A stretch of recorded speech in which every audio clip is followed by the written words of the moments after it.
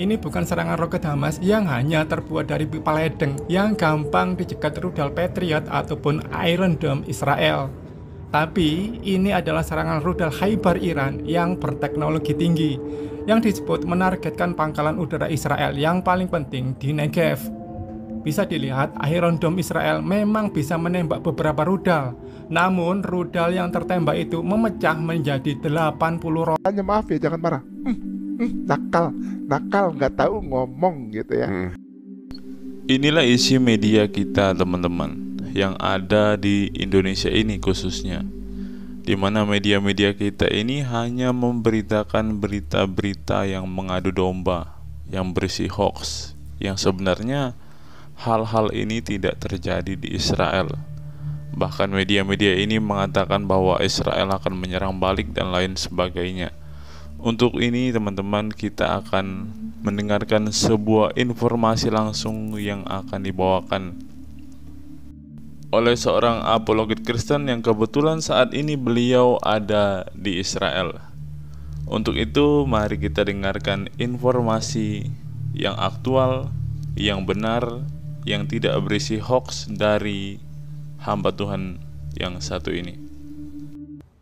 Shalom teman-teman, kembali lagi bersama saya di channel Good News. Di dalam channel ini kita akan membahas tentang iman kekristenan. Segala hal yang bersangkut paut dengan iman Kristen akan kita tuangkan di dalam channel ini melalui setiap video-video yang akan diupload melalui channel ini.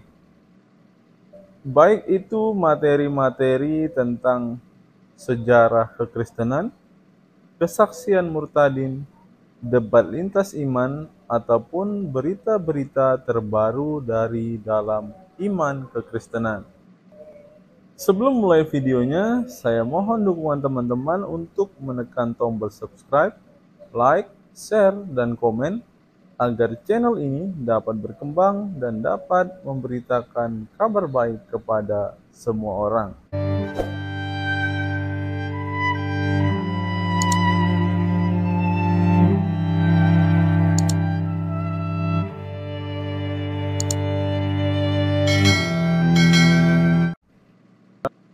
Channel ini mempunyai sebuah program, yaitu program membaca Alkitab selama 1 tahun, di mana di setiap akhir video ini kita akan bersama-sama membaca Alkitab dari Kejadian sampai Wahyu.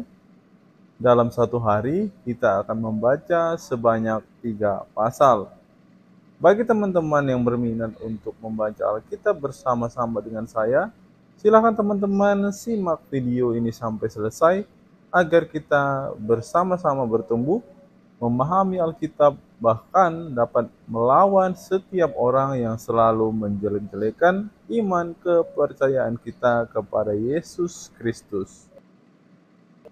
Sebelum mulai video ini, ada baiknya teman-teman menyeduh kopi terlebih dahulu agar dalam menyaksikan setiap video dari dalam channel ini, teman-teman tidak mengantuk dan teman-teman bisa fokus untuk menyimak setiap video-video yang akan diupload melalui channel ini.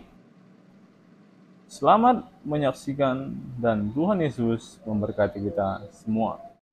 Shalom, selamat pagi untuk semuanya. Saya sekarang ada di kota Yerusalem dan masih menginap di kota Yerusalem ini. Dan saya mendapatkan banyak WA atau pesan dari teman-teman di Indonesia menanyakan bagaimana keadaan Israel. Soalnya mendengar bahwa Israel telah dilululantahkan oleh Iran, telah dihancur leburkan oleh Iran.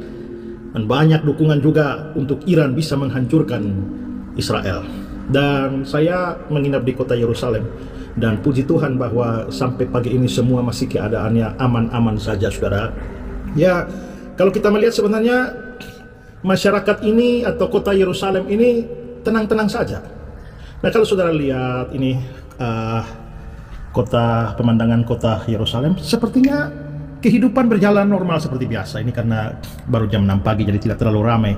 Tapi di jalan-jalan kendaraan terus ada, ya mungkin saudara lihat ada kendaraan-kendaraan yang lewat di sana. Sepertinya kehidupan berjalan normal dan tidak terpengaruh dengan kondisi yang ada.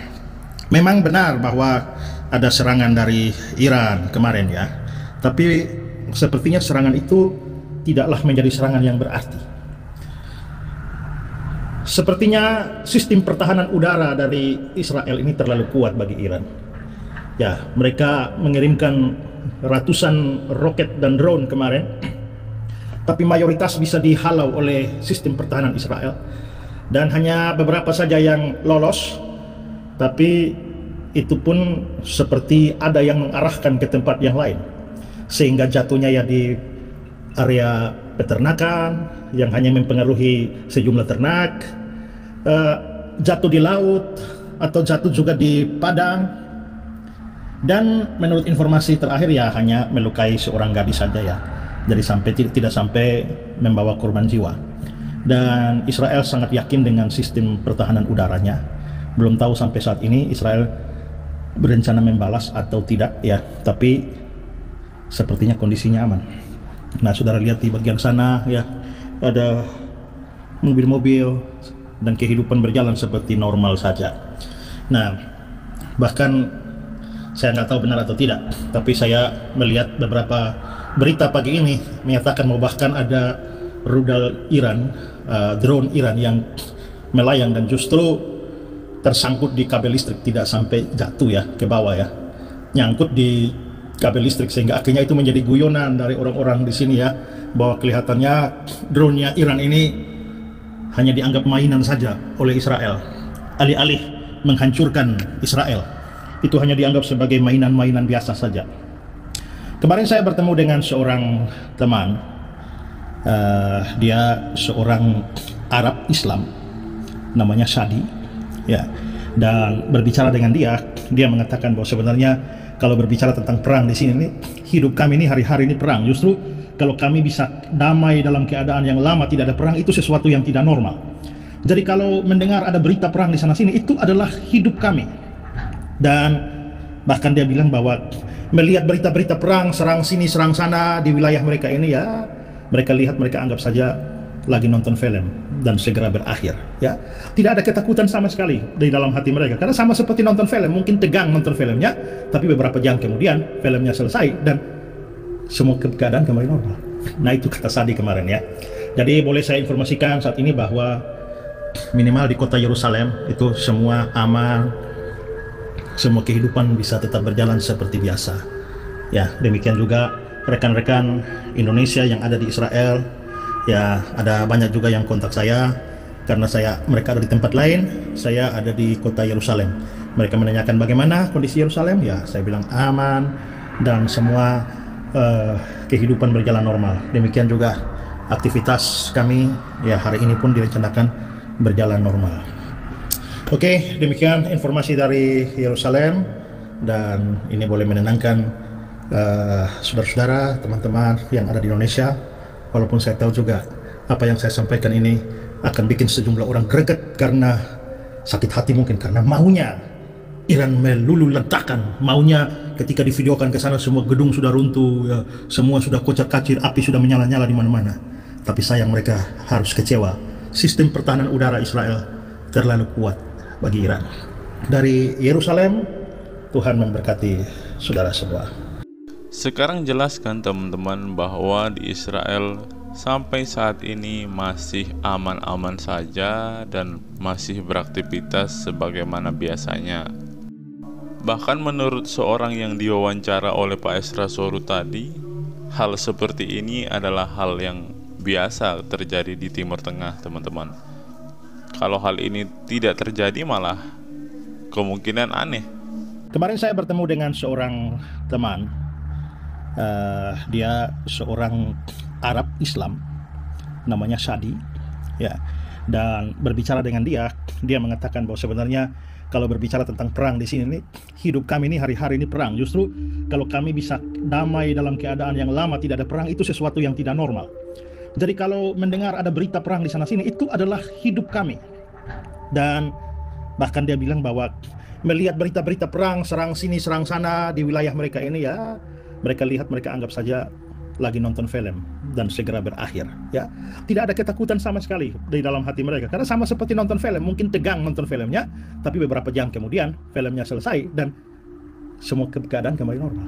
Nah, itu kata Sadi kemarin ya. Untuk media-media yang mengatakan bahwa Israel sudah diluluh lantahkan, Israel sudah kalah, Israel sudah hancur, berita-berita yang mereka sampaikan ini semuanya adalah hoax.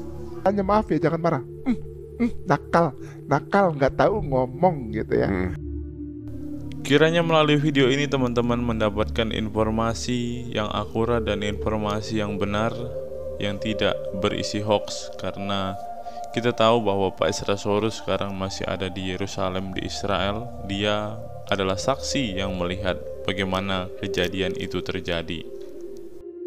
Mari kita terus berdoa agar kedamaian terjadi di Israel, di Palestina, di Iran, bahkan di negara-negara yang sedang mengalami konflik militer. Kita berdoa agar setiap bangsa-bangsa yang ada di bumi berdamai satu sama lain, hidup dengan sukacita, serta hidup dengan damai sejahtera. Kiranya video hari ini memberkati kita semua. Dan seperti biasa teman-teman, kita mempunyai program membaca Alkitab selama 1 tahun. Khususnya pada kesempatan ini kita akan membaca Alkitab dari kitab Imamat, dari pasal yang ke-22 sampai kepada pasal yang ke-24. Kiranya melalui setiap pembacaan firman Tuhan ini juga kita semua semakin dikuatkan, kita semua semakin mengetahui apa yang menjadi peraturan, ketetapan, bahkan setiap kehendak Tuhan melalui setiap firman yang akan kita renungkan dan akan kita baca secara bersama-sama. Tuhan Yesus memberkati kita semua. Imamat pasal 22, kudusnya kebaktian korban. Tuhan berfirman kepada Musa, katakanlah kepada Harun dan anak-anaknya supaya mereka berlaku hati-hati terhadap persembahan-persembahan kudus yang dikuduskan orang Israel bagiku, agar mereka jangan melanggar kekudusan namaku yang kudus. Akulah Tuhan. Katakanlah kepada mereka, setiap orang di antara kamu turun-temurun, yakni dari antara segala keturunanmu, yang datang mendekat kepada persembahan-persembahan kudus yang dikuduskan orang Israel bagi Tuhan, sedang ia dalam keadaan najis, maka orang itu akan dilenyapkan dari hadapanku. Akulah Tuhan. Seseorang dari keturunan Harun yang sakit kusta atau yang mengeluarkan lelehan, janganlah bawa makan persembahan-persembahan kudus sebelum ia menjadi tahir. Dan orang yang kena kepada sesuatu yang najis karena orang mati, atau orang yang tertumpah maninya, atau orang yang kena kepada seekor binatang yang merayap yang menajiskan dia, atau kepada salah seorang manusia yang menajiskan dia, dengan kenajisan apapun ia menjadi najis. Orang yang kena kepada yang demikian itu menjadi najis sampai matahari terbenam. Dan janganlah ia makan dari persembahan-persembahan kudus sebelum ia membasuh tubuhnya dengan air. Sesudah matahari terbenam barulah ia menjadi tahir, dan sesudah itu bolehlah ia makan dari persembahan-persembahan kudus itu, karena itulah yang menjadi makanannya. Janganlah ia makan bangkai atau sisa mangsa binatang buas, supaya jangan ia menjadi najis, karenanya akulah Tuhan. Dan mereka harus tetap berpegang pada kewajibannya terhadap aku, supaya dalam hal itu jangan mereka mendatangkan dosa kepada dirinya dan mati oleh karenanya, karena mereka telah melanggar kekudusan kewajiban itu. Akulah Tuhan yang menguduskan mereka. Setiap orang awam janganlah memakan persembahan kudus. Demikian juga pendatang yang tinggal pada imam ataupun orang upahan. Tetapi apabila seseorang telah dibeli oleh imam dengan uangnya menjadi budak beliannya, maka orang itu boleh turut memakannya. Demikian juga mereka yang lahir di rumahnya. Apabila anak perempuan imam bersuamikan orang awam, janganlah ia makan persembahan khusus dari persembahan-persembahan kudus. Tetapi apabila Perempuan itu menjadi janda atau diceraikan dan tidak mempunyai anak dan telah kembali ke rumah ayahnya seperti waktu ia masih gadis, maka ia boleh makan dari makanan ayahnya. Tetapi setiap orang awam janganlah memakannya.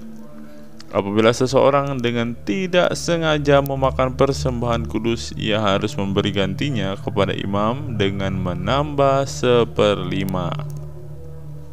Janganlah para imam melanggar kekudusan persembahan-persembahan kudus orang Israel yang telah dikhususkan bagi Tuhan, karena dengan demikian mereka mendatangkan kepada orang Israel kesalahan yang harus ditebus apabila mereka memakan persembahan-persembahan kudus mereka, sebab akulah Tuhan yang menguduskan mereka. Tuhan berfirman kepada Musa, "Berbicaralah kepada Harun serta anak-anaknya dan kepada semua orang Israel dan katakan kepada mereka, siapapun dari umat Israel dan dari orang asing di antara orang Israel yang mempersembahkan persembahannya, baik berupa persembahan nazar maupun berupa sesuatu persembahan sukarela yang hendak dipersembahkan mereka kepada Tuhan sebagai korban bakaran, maka supaya Tuhan berkenan akan kamu, haruslah persembahan itu tidak bercela dari lembu jantan, domba, atau kambing. Segala yang bercacat badannya janganlah kamu persembahkan, karena dengan itu Tuhan tidak berkenan akan kamu. Juga apabila seseorang mempersembahkan kepada Tuhan korban keselamatan sebagai pembayar nazar khusus atau sebagai korban sukarela dari lembu atau kambing domba, maka korban itu haruslah tidak bercela supaya Tuhan berkenan akan dia, dan janganlah badannya bercacat sedikit pun. Binatang yang buta atau yang patah tulang, yang luka atau yang berbisul, yang berkedal atau yang berkurap, semuanya itu janganlah kamu persembahkan kepada Tuhan, dan binatang yang demikian janganlah kamu taruh sebagai korban api-apian bagi Tuhan ke atas mezbah. Tetapi seekor lembu atau domba yang terlalu panjang atau terlalu pendek anggotanya, bolehlah kau persembahkan sebagai korban sukarela. Tetapi sebagai korban nazar Tuhan tidak akan berkenan akan binatang itu. Tetapi binatang yang buah pelirnya terjepit, tertumbuk, direnggut atau dikerat, janganlah kamu persembahkan kepada Tuhan. Janganlah kamu berbuat demikian di negerimu. Juga dari tangan orang asing janganlah kamu persembahkan sesuatu dari semuanya itu sebagai santapan Allahmu, karena semuanya itu telah rusak dan bercacat badannya. Tuhan tidak akan berkenan akan kamu karena persembahan itu. Tuhan berfirman kepada Musa, apabila seekor anak lembu atau anak domba atau anak kambing dilahirkan, maka haruslah itu tinggal 7 hari lamanya dengan induknya. Tetapi sejak hari ke-8 dan seterusnya, Tuhan berkenan akan binatang itu kalau dipersembahkan berupa korban api-apian baginya.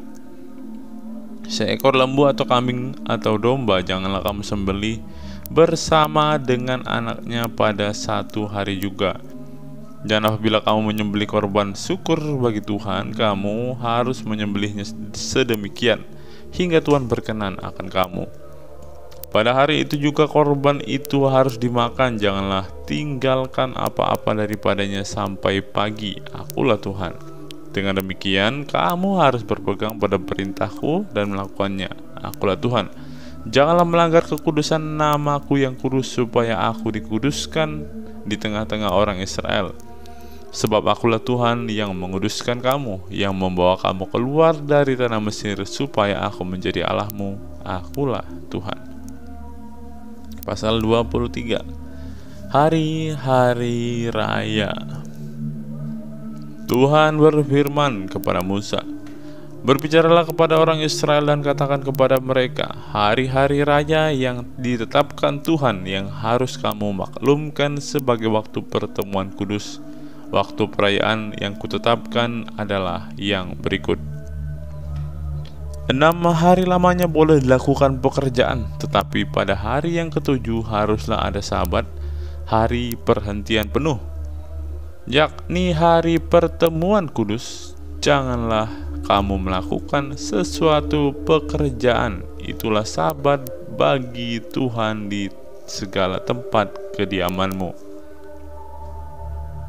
Inilah hari-hari raya yang ditetapkan Tuhan, hari-hari pertemuan kudus yang harus kamu maklumkan masing-masing pada waktunya yang tetap.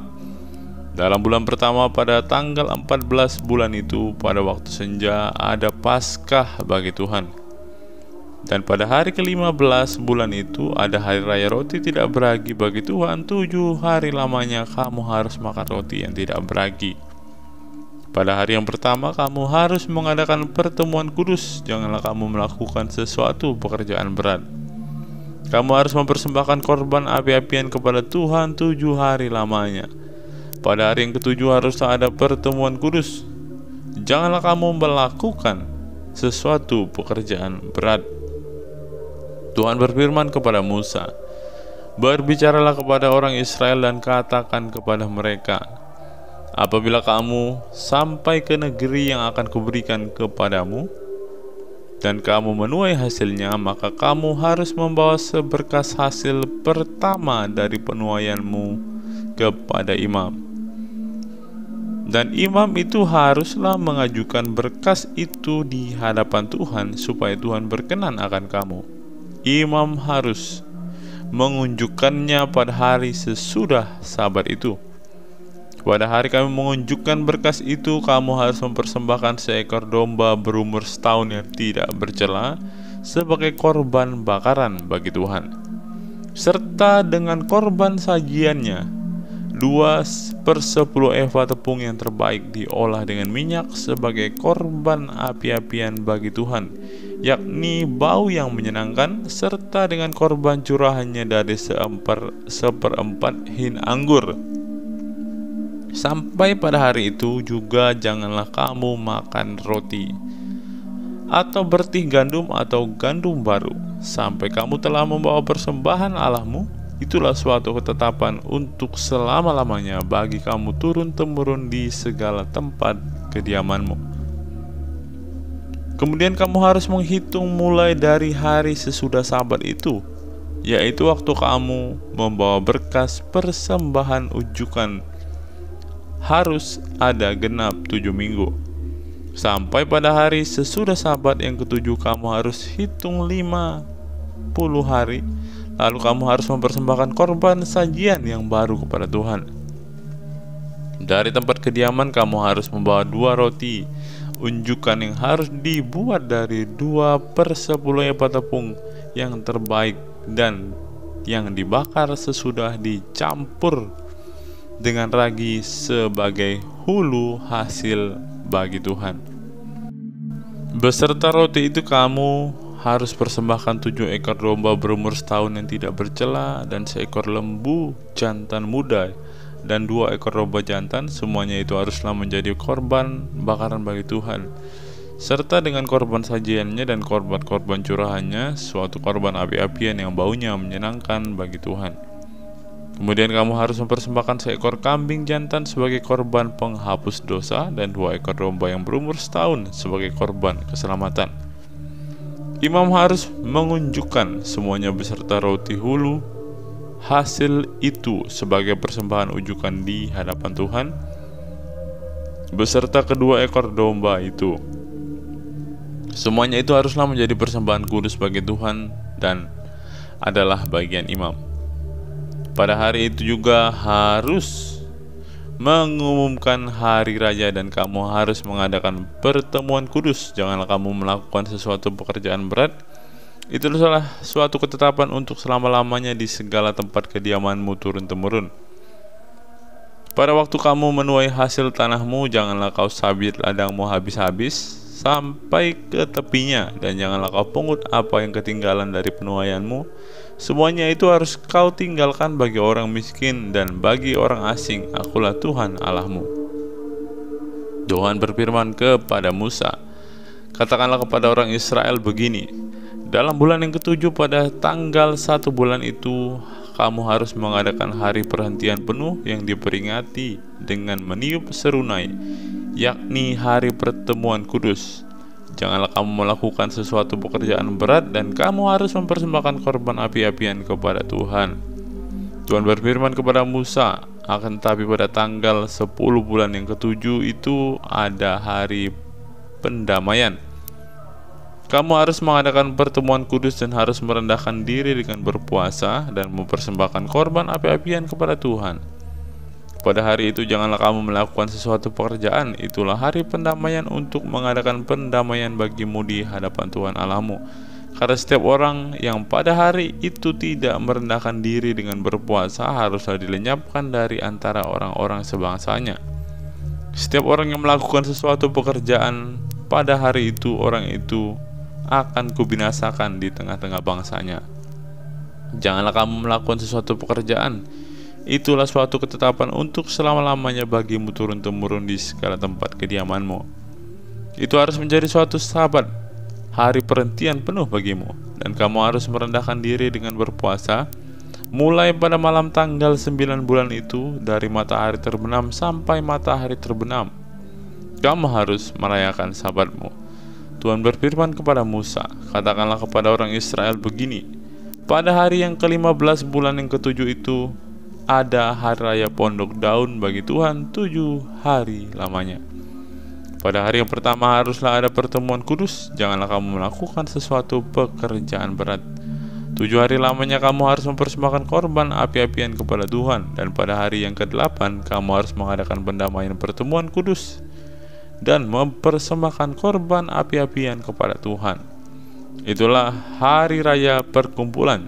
Janganlah kamu melakukan sesuatu pekerjaan berat. Itulah hari-hari raya yang ditetapkan Tuhan yang harus kamu maklumkan sebagai hari pertemuan kudus untuk mempersembahkan korban api-apian kepada Tuhan, yaitu korban bakaran dan korban sajian, korban sembelihan dan korban curahan, setiap hari sebanyak yang ditetapkan untuk hari itu, belum termasuk hari-hari sabat Tuhan, dan belum termasuk persembahan-persembahanmu atau segala korban lazarmu atau segala korban sukarelamu yang kamu hendak persembahkan kepada Tuhan. Akan tetapi pada hari yang ke-15 bulan yang ke-7 itu, pada waktu mengumpulkan hasil tanahmu, kamu harus mengadakan perayaan bagi Tuhan 7 hari lamanya. Pada hari yang pertama haruslah ada perhentian penuh, dan juga pada hari yang ke-8 harus ada perhentian penuh. Pada hari yang pertama kamu harus mengambil buah-buah dari pohon-pohon yang elok, pelepah-pelepah pohon-pohon kurma, ranting-ranting dari pohon-pohon yang rimbun, dan dari pohon-pohon gandarusa, yang kamu harus bersukaria di hadapan Tuhan Allahmu 7 hari lamanya. Kamu harus merayakannya sebagai perayaan bagi Tuhan 7 hari lamanya dalam 1 tahun. Itulah suatu ketetapan untuk selama-lamanya bagimu turun-temurun. Dalam bulan yang ke-7 kamu harus merayakannya. Dalam pondok-pondok daun kamu harus tinggal 7 hari lamanya. Setiap orang asli Israel haruslah tinggal di dalam pondok-pondok daun, supaya diketahui oleh keturunanmu bahwa aku telah menyerahkan orang Israel tinggal di dalam pondok-pondok selama aku menuntun mereka sesudah keluar dari tanah Mesir. Akulah Tuhan Allahmu. Demikianlah Musa menyampaikan kepada orang Israel firman tentang hari-hari raya yang ditetapkan Tuhan. Keluaran 24. Minyak untuk lampu. Tuhan berfirman kepada Musa, perintahkanlah kepada orang Israel supaya mereka membawa kepadamu minyak zaitun tumbuk yang tulen untuk lampu, supaya lampu dapat dipasang dan tetap menyala. Harun harus tetap mengatur lampu-lampu itu di depan tabir yang menutupi tabut hukum di dalam kemah pertemuan dari petang sampai pagi di hadapan Tuhan. Itulah suatu ketetapan untuk selama-lamanya bagimu turun-temurun. Dan di atas kandil dari emas murni haruslah tetap ditaruhnya lampu-lampu itu di hadapan Tuhan. Roti sajian. Engkau harus mengambil tepung yang terbaik dan membakar 12 roti bundar daripadanya. Setiap roti bundar harus dibuat dari 2/10 eva. Engkau harus mengaturnya menjadi 2 susun, 6 buah susunan di atas meja dari emas murni itu di hadapan Tuhan. Engkau harus membumbuh kemenyan tulen di atas tiap-tiap susun. Kemenyan itulah yang harus menjadi bagian ingat-ingatan roti itu, yakni suatu korban api-apian bagi Tuhan. Setiap hari Sabat ia harus tetap mengaturnya di hadapan Tuhan. Itulah dari pihak orang Israel suatu kewajiban perjanjian untuk selama-lamanya. Roti itu teruntuk bagi Harun serta anak-anaknya, dan mereka harus memakannya di suatu tempat yang kudus. Itulah bagian maha kudus baginya dari segala korban api-apian Tuhan. Itulah suatu ketetapan untuk selama-lamanya. Penghujatan nama Tuhan dihukum, lain-lain kejahatan. Pada suatu hari datanglah seorang laki-laki, ibunya seorang Israel, sedang ayahnya seorang Mesir di tengah-tengah perkemahan orang Israel, dan orang itu berkelahi dengan seorang Israel di perkemahan. Anak perempuan Israel itu menghujat nama Tuhan dengan mengutuk, lalu dibawalah ia kepada Musa. Nama ibunya ialah Selomit binti Dibri dari suku Dan. Ia dimasukkan dalam tahanan untuk menantikan keputusan sesuai dengan firman Tuhan. Lalu berfirmanlah Tuhan, bawalah orang yang mengutuk itu keluar perkemahan, dan semua orang yang mendengar haruslah meletakkan tangannya di atas kepala orang itu.